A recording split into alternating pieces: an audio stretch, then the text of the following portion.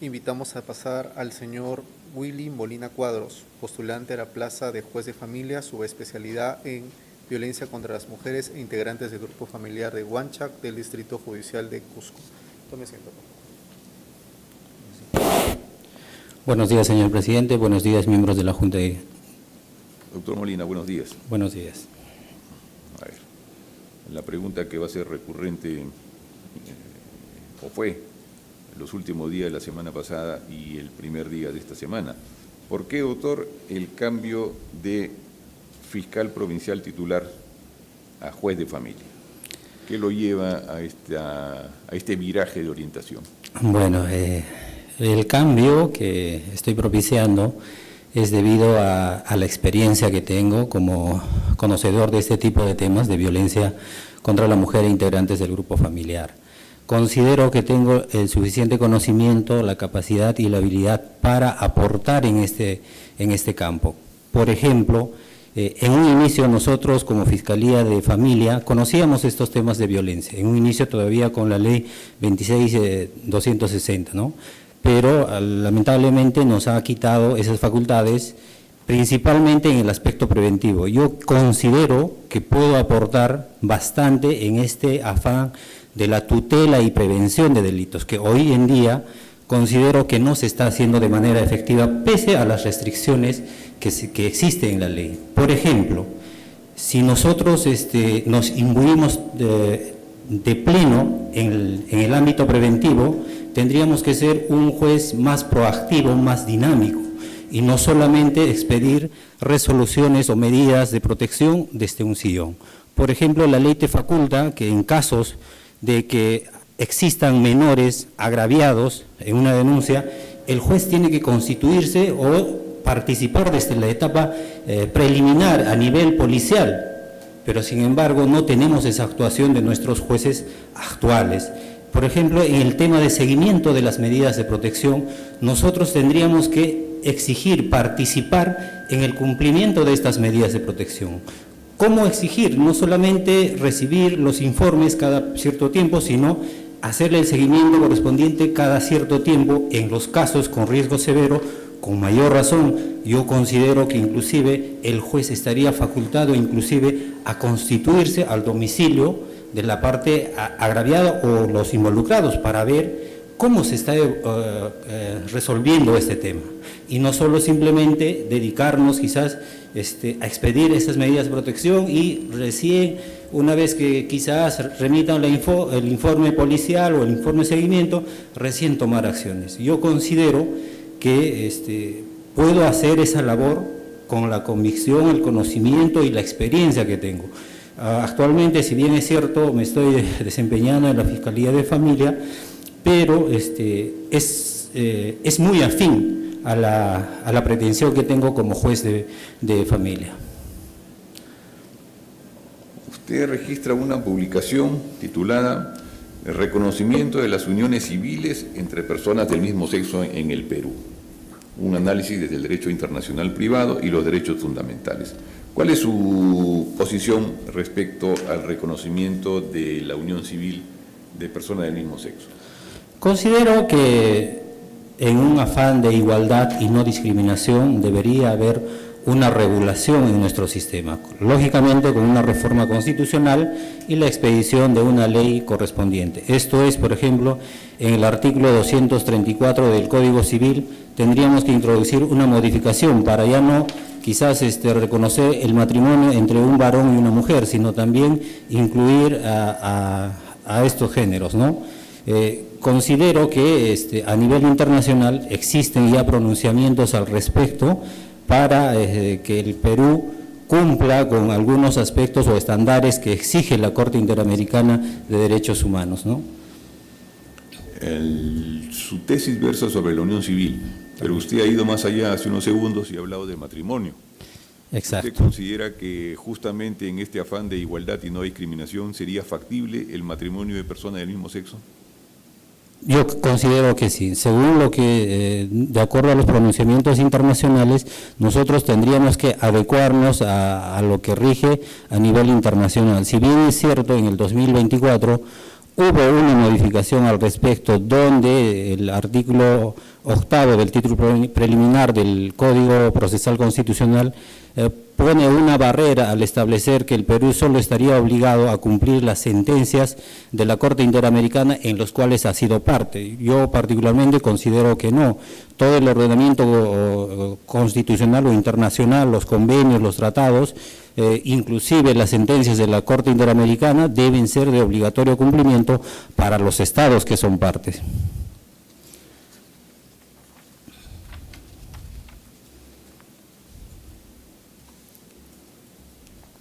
¿En qué casos, doctor, se puede suspender la patria potestad? Bueno, existen diversos casos, por ejemplo, en el tema de los temas de violencia, de agresiones físicas o psicológicas, la ley automáticamente establece que en estos casos la patria potestad se suspende, ¿no? Hasta que por lo menos exista un pronunciamiento o en todo caso, una vez sentenciado, haya una rehabilitación y el tratamiento correspondiente se puede suspender la patria potestad. Tengo que preguntarle, porque acá figura que registra varias papeletas, ¿no? Una muy grave del año pasado, justamente, de abril del año pasado, por conducir con presencia de alcohol en la sangre en proporción mayor a lo previsto en el Código Penal, bajo los efectos de estupefacientes, narcóticos y o alucinógenos comprobada con el examen respectivo. ¿Qué nos puede decir usted al respecto? Bueno, y además registra 2 denuncias penales con registro anulado, es cierto, por resistencia o de desobediencia a la autoridad y por conducción en estado de ebriedad. Señor presidente, le rogaría que para dar una respuesta cabal, una sesión privada, porque de por medio está involucrado el tema de salud. Y le voy a explicar del por qué estas papeletas, también las denuncias y también el tema de contencioso que se está siguiendo. Ya, pasamos a sesión reservada.